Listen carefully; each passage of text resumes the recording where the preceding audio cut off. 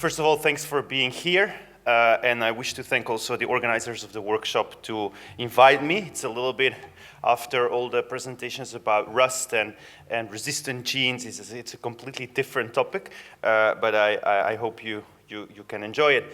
And I want to take the opportunity to thank many of you, because as the introduction was giving, I had the honor in name of many of you here to receive that award, but I do want to stress that it was a group effort with all of us that have worked together to make that change. So if I hadn't had the opportunity to thank, I want to take this opportunity to thank the several people here in the room who supported that effort, and we're very proud of being able to take that award together in name of all of you here present.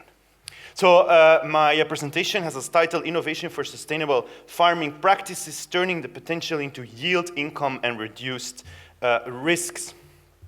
Basically, I was requested to give a talk about the take it to the farmer concept, or the take it to the farmer effort.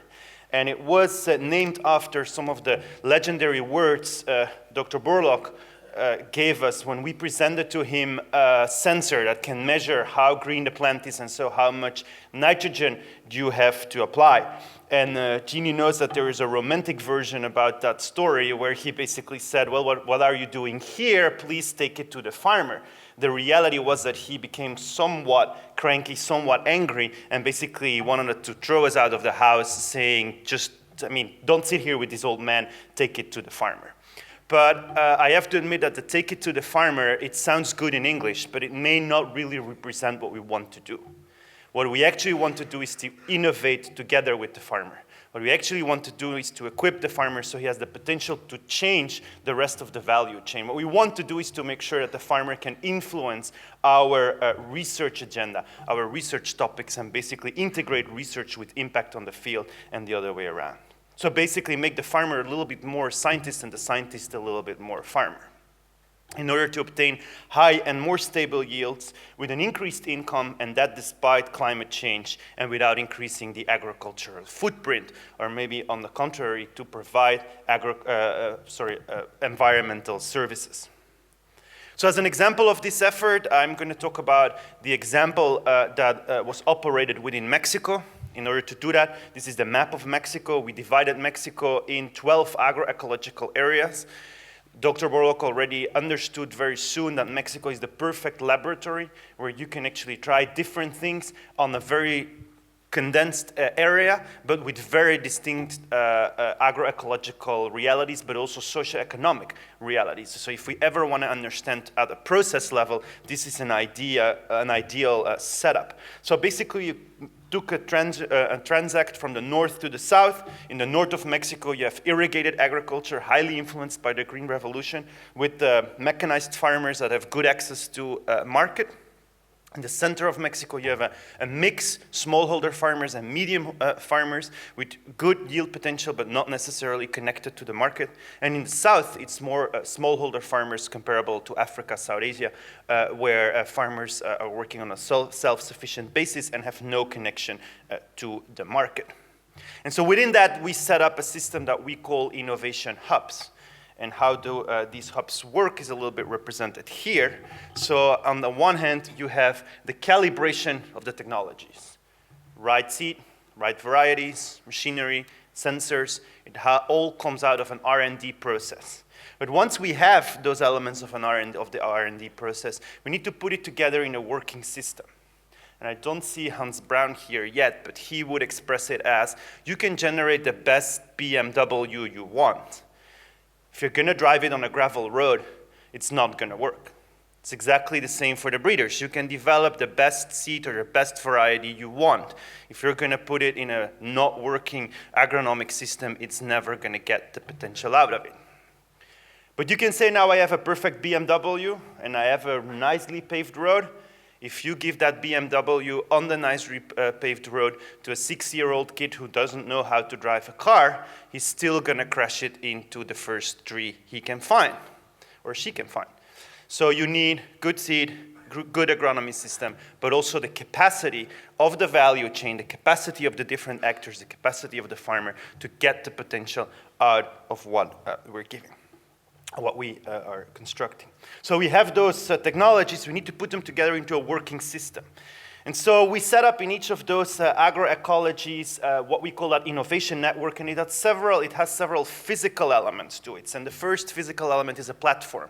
That platform is taking advantage of the huge potential that exists in not only in Mexico but in many other countries where we have national agricultural systems, universities, research centers that have their experimental stations that represent several agroecologies, and it's in those spots that we want to take advantage of that, and we put platforms where we compare the different agronomic systems and see which one is working best. And then we went out, and this works, I think, for half of the audience here. We went out and we asked 100 farmers, how would you draw a scientist? And I think most of you are scientists, and the result was the drawing up here. We didn't do that well. White, pale, very skinny, round glasses, with open kind of hair, far away from the agriculture exercise, a little bit out of the world. It's a cliche, but it's how farmers were perceiving the scientific exercise. And most of the time I give this talk in front of farm advisors or those technicians, farm advisors, and they laugh a lot with the scientists and they say, yes, yes. And then I come to them and I say, well, but we also asked 100 farmers, how would you draw a drawing of a farm advisor? And they all said he has to have a cap, and who has to be very fat. Because he never gets out of the car. He just lowers the window and shouts a recommendation and he drives off. If I'm lucky, he asks me to come close by of the car to sign the paper and then he drives off. And again, it's a cliche, but it shows that farmers were not trusting those farm advisors. They were too far away. They didn't really bring any relevant information. And that's exactly what we have to change. It's not about asking a scientist to be a good extension worker, because most scientists, we don't know really well how to be a good extension worker. We don't know really well how to communicate necessarily our research to farmers. Let's each of us do what we're good at. Good scientists, good work. But that doesn't mean we cannot listen to what comes back from the agricultural value chain. We cannot listen to what comes back from those farmers. So what we set up in those innovation hubs in each of the agroecologies in Mexico is those platforms where the scientist can research whatever he wants to research, but at the same time interacts with those farm advisors to train them. And there is a farmer research committee that drives and comes in with new ideas that are then applied to that in that platform and in that scientific exercise. And from those platforms, we take the knowledge down to what we call a network of modules or on-farm plots, where we compare what the farmer was doing before with some of those new innovation, but especially connected to other elements of the value chain, right machinery, who to sell the grain to, and very important, an exercise of taking the right data. I don't know if you ever have sit down in a meeting with some scientists or a group of scientists from an area, and you ask a question and you say, do you know how we want to do research on this question? The first reaction is, oh, we already did that 20 years ago. What are you talking about? This is all known. We all know what's going on, but those farmers don't want to implement it, but we all know what's going on. Until you ask, okay, great, then please give me the data. Well, it's sitting on a floppy disk. It's in the garage of my grandmother. I have it in some notebook, but give me a chance to, and you never see the data. But even more interesting, if you put together a bunch of people working in agriculture and you ask them which are the parameters that we should measure on a non-farm agronomy trial, they start saying, no, I know better. I know which parameters need to be measured, and you get a group of parameters to measure. But then if you compare them, really, 90% of them are the same. 90% of us take the same data. And then you have the NGO for the preservation of the rabbits, and they want to know how many rabbits jump in the field. But that's just one particular parameter for that particular group. But all the rest, 90% is the same. So what we did is we came up with one field book that electronically can be filled in, and that is now filled in by a set of 25 different organizations with 1,500 farm advisors that all key their data into the same system.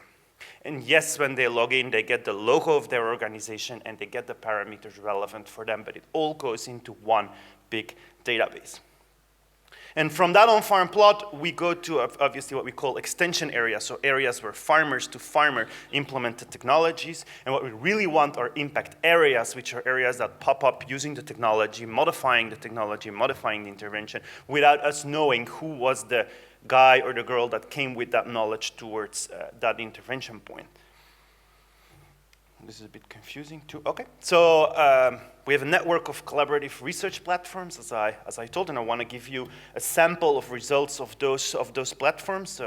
Example from the north and example from the center. So if we look, we're going to look at an example from Ciudad Obregón. Most of you know where that is.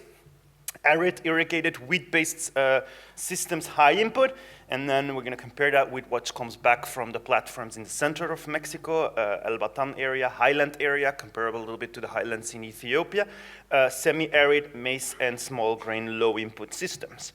And so if you look over time, what we can see comparing different management practices, you can see the green line here is basically a conservation agriculture-based system, crop rotation, not doing any or reduced tillage, and leaving some crop residue in the field. The blue one is the farmer practice, monoculture, plowing, and not leaving any residue. And the red one is basically the wrong agriculture practices, it happens to be, zero tillage, where you don't leave any residue and you do monoculture. And if you can see over time in the rain-fed areas, and that's not so surprising, the conservation agriculture practice gives some higher yields, but still relatively unstable, as it's a rain-fed environment where it's going to depend a lot on the rain, what is going to happen that year. But if you look at the irrigated system, what comes back from our platforms there is, again, you see the green, that's permanent raised beds, or it's a system where you have gravity irrigation. So you have beds and you irrigate through the furrows. But if you make those beds permanent and you leave some residue, that's the green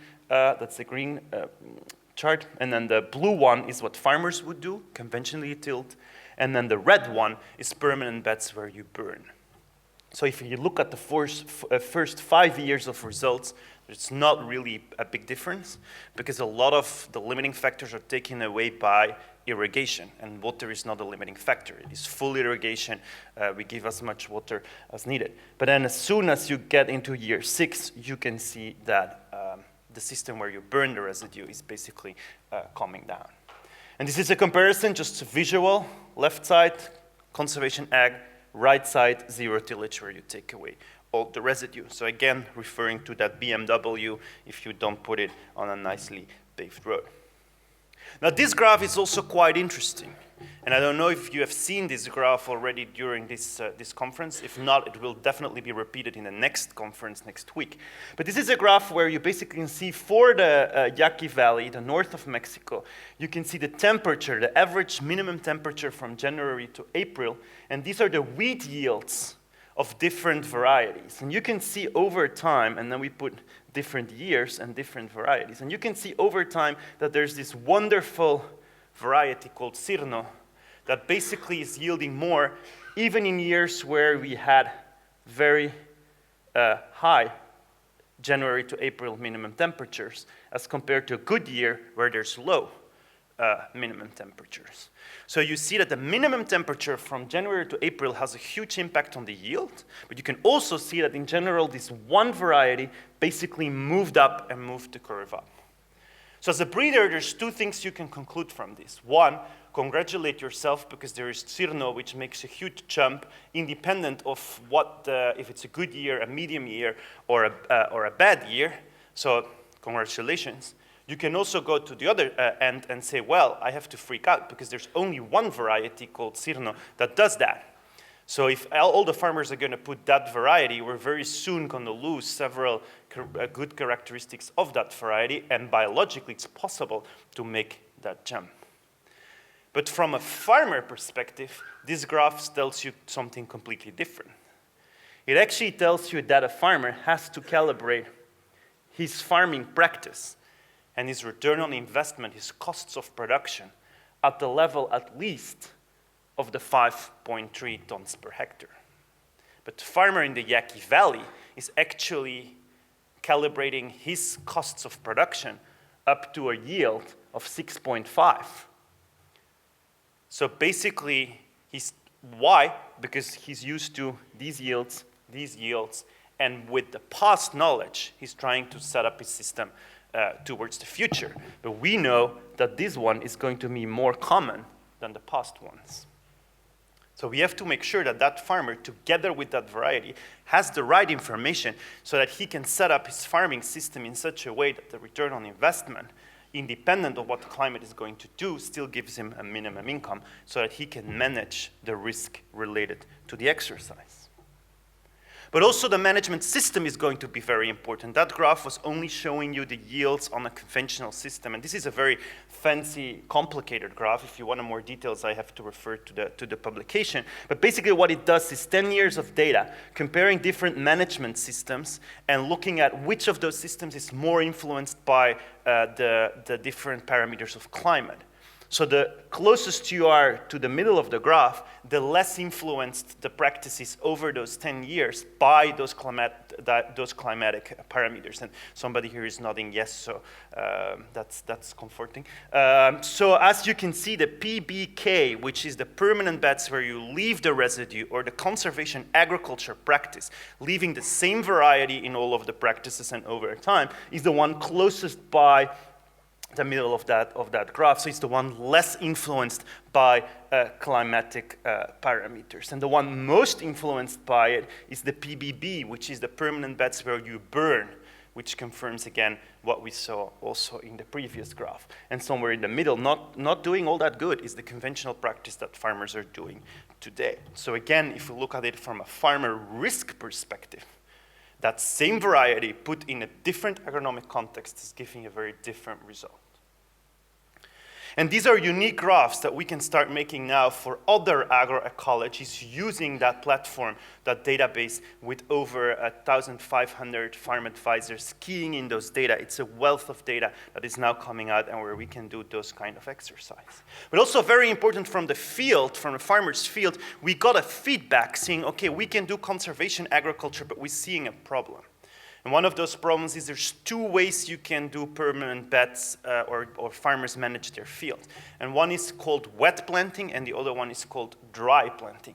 Wet planting means you irrigate your field, you wait until it dries out and then you plant. Dry planting means you plant dry and then you irrigate.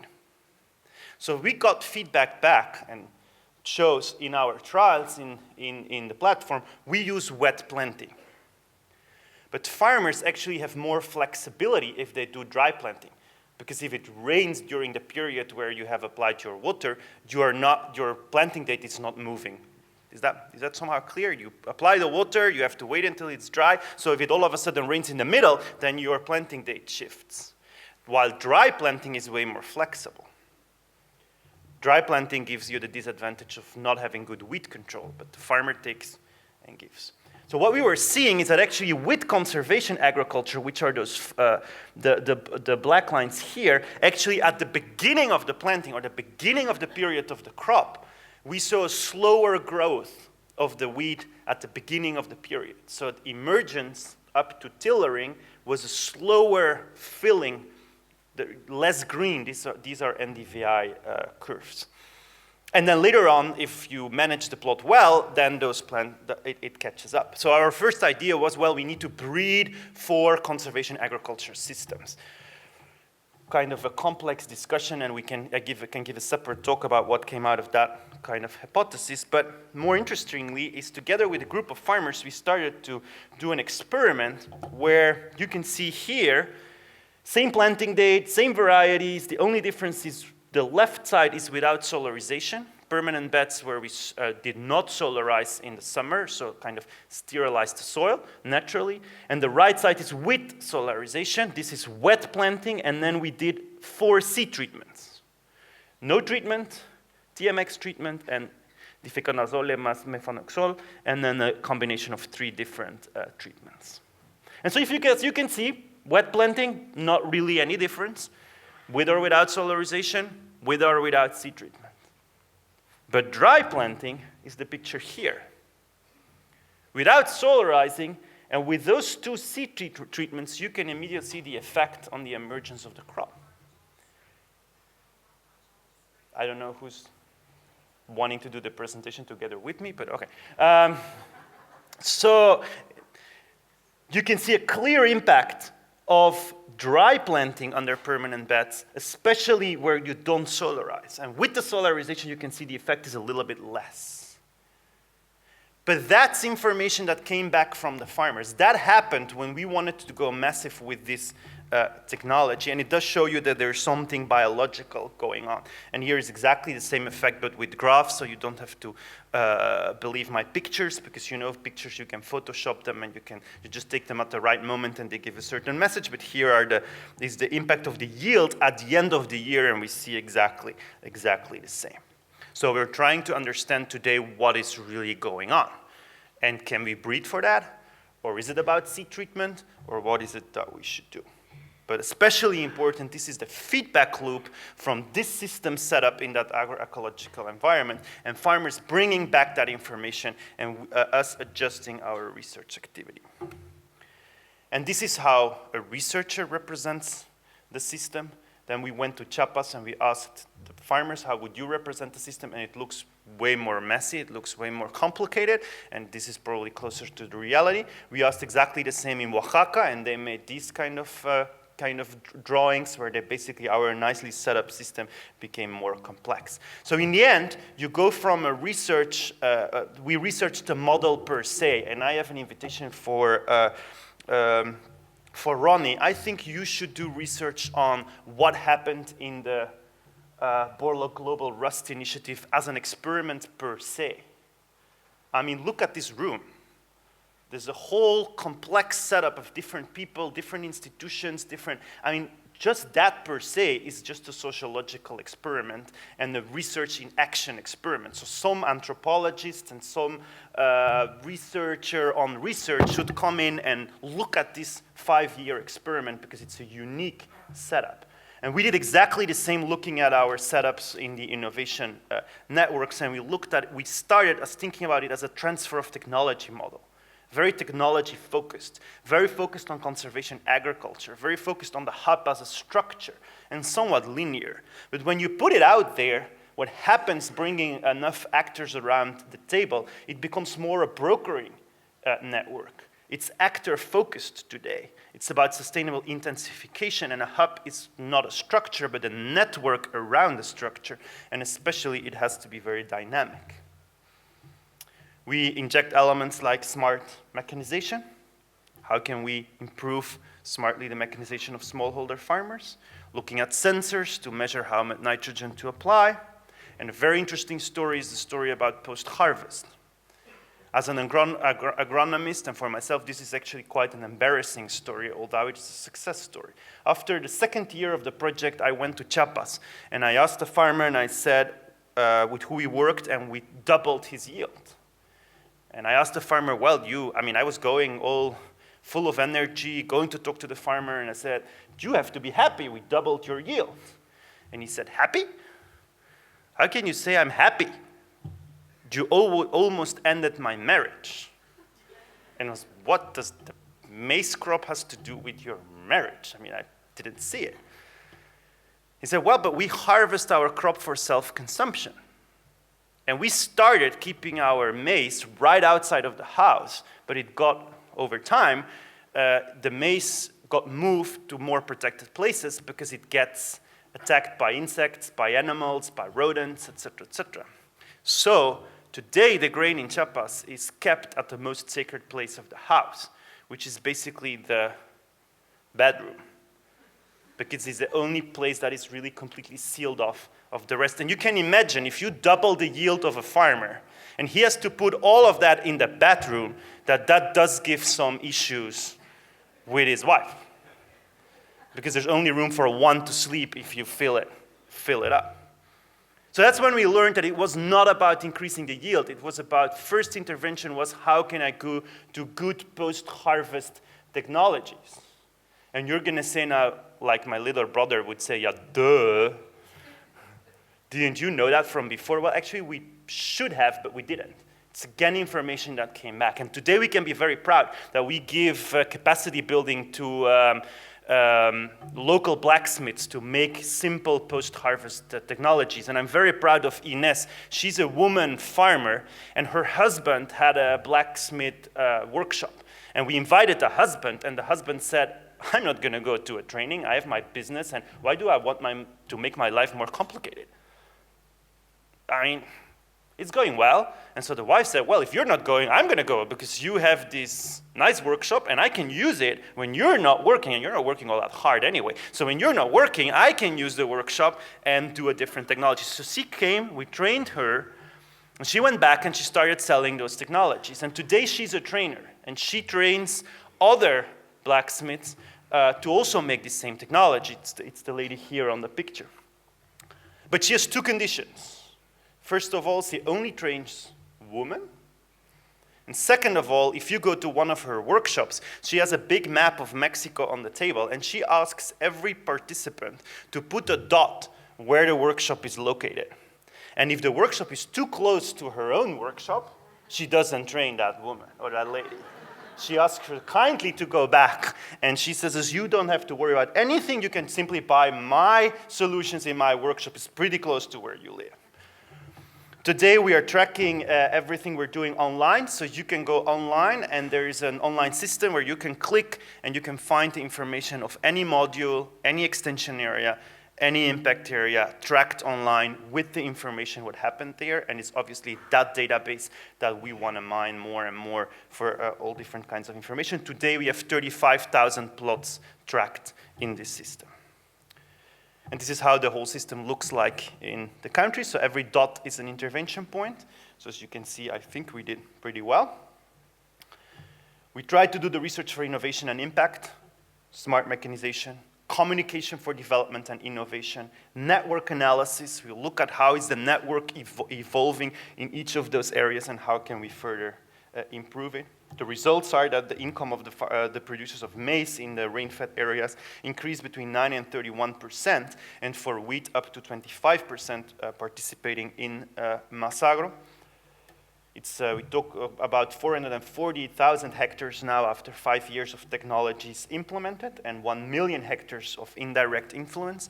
Working with 200,000 farmers every year, and 21% of them are women. We obviously want that to go up, but national statistics are officially only 10% of the farmers in Mexico are women. So we know that women are very active in agriculture, but they don't call themselves farmer. And then just a couple of thoughts. I think we need to work more on the whole data issue and move data to information, information to decision-taking, and decision-taking to action. We can go from data, climate data, and Dave was talking a little bit about that yesterday. You have your information from your climate data, and that predicts a potential rust problem in a certain area. Well, that's great. But then the next step is from that, how do we go to decision-taking? Now, what the farmer has to take a decision based on that information. That's very simple. He has to apply, I don't know, a fungicide. But then there's still another step. Now, how is the farmer going to do that? Where is he going to get the fungicide? How is he going to apply it the right way, et cetera, et cetera? So if we don't think about those 4 steps and taking into account all that data that is out there, we're not going to get the impact on the value chain and on the ground that we're looking for. And sometimes I get worried because I see that we're stuck at number 1 and number 2, and we really need to take it through those 4 steps. Another thought while I was preparing those presentations is this one. Who knows which drink this is publicity for? Come on, you all know. It's Coca-Cola. It doesn't say Coca-Cola, but it is Coca-Cola. Isn't it weird that Coca-Cola started a campaign after millions of dollars to position their brand worldwide and to connect it with one tagline, open happiness. So millions of dollars, open happiness. And we all connect that brand to the same feeling. And all of a sudden, they're putting campaigns worldwide where they put your name on the bottle of Coca-Cola. Apart from the fact that if that campaign runs in Mexico and your name is Bram, it's really embarrassing because you'll never find your Coca-Cola in any store, it's just not there. Apart from the fact that it's a whole disaster, people are looking for their name and then they pick the name in Mexico and say, Jose, they told about me. No, Jose, I mean, in Mexico, Jose is like the most popular name ever, right? But so, or Jesus. I mean, you even have now like a nice representation of Jesus, no? Jose, Jesus, Maria, and the angel, right? Because it's all names, so you can use Coca-Cola bottles to do that. But the essence of that is that a brand that really had a general feeling, a general campaign all over the world, is now translating that to an individual message to one person. And probably that's exactly what we should be doing. And you guys are in a unique position to do that.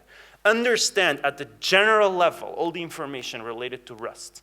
Understand the processes, the parameters, but translate it to specific information and transition taking for a specific individual in a specific place somewhere around the globe. And I think that's really the future that science should look at.